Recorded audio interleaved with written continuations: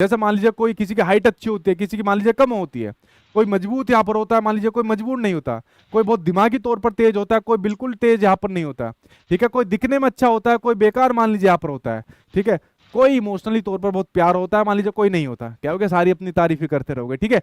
तो आप जितने भी मेरी वीडियो देख रहे हो, 1 लाख से प्लस लाइव आप लोग यहाँ पर कैंडिडेट देख रहे हो, हमारे अंदर बहुत सारी विभिन्नताएं होती है।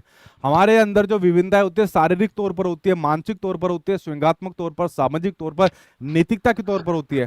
उसके बाद आर्थिक तौर पर विभिन्नताएं होती है, अमीर होता है, गरीब होता है, वंचित समूह के आधार पर, समृद्ध समूह के आधार पर हमारे बीच में व्यक्तिगत विभिन्नताएं होती है, धर्म के आधार पर, जाति के आधार पर, भाषा के आधार पर, क्षेत्र के आधार पर हमारे अंदर, मनुष्य के अंदर इतनी व्यक्तिगत विभिन्नता यहाँ पर होती है। बट ये हमेशा ध्यान रखना, ये हमेशा एक संसाधन का काम करती है, एक रिसोर्स का यहाँ पर काम करती है। क्यों? क्योंकि जितनी भी व्यक्तिगत, अच्छा भगवान को सारे आदमी एक जैसे बनाने होते तो फिर तो मजा ही क्या था।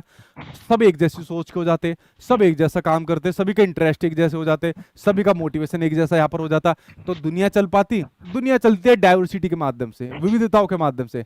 कोई टेढ़ा सोच रहा है, कोई सीधा सोच रहा है, किसी का विकास ऐसा हो रहा है, किसी का विकास दूसरा हो रहा है, तभी तो दुनिया चलेगी। तो जो भगवान ने जो माया जाल यहाँ पर बनाया हुआ, तभी तो उसको मजा आएगा, ठीक है, कि देखो अब मजा आ रहा है, ठीक है।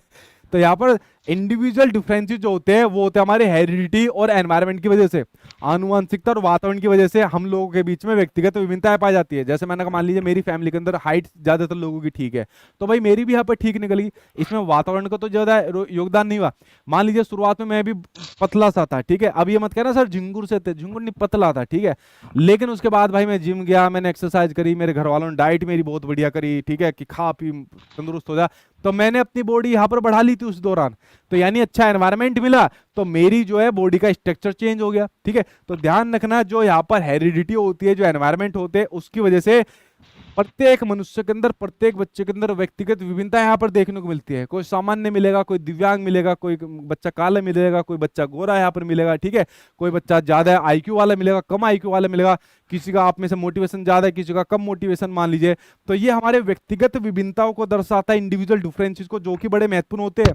एक टीचर को इंडिविजुअल डिफरेंसेस का सम्मान करना चाहिए, इसको प्रोत्साहित यहाँ पर करना चाहिए, और इसी के हिसाब से अपनी शिक्षण व्यवस्था को संचालित यहाँ पर करते रहना चाहिए। तो आंसर आपके सामने, सेकंड आंसर बिल्कुल ठीक आप लोगों ने यहाँ पर बताया। चलिए भाई, ये आपके सामने हो ही गया भाई, जो मैंने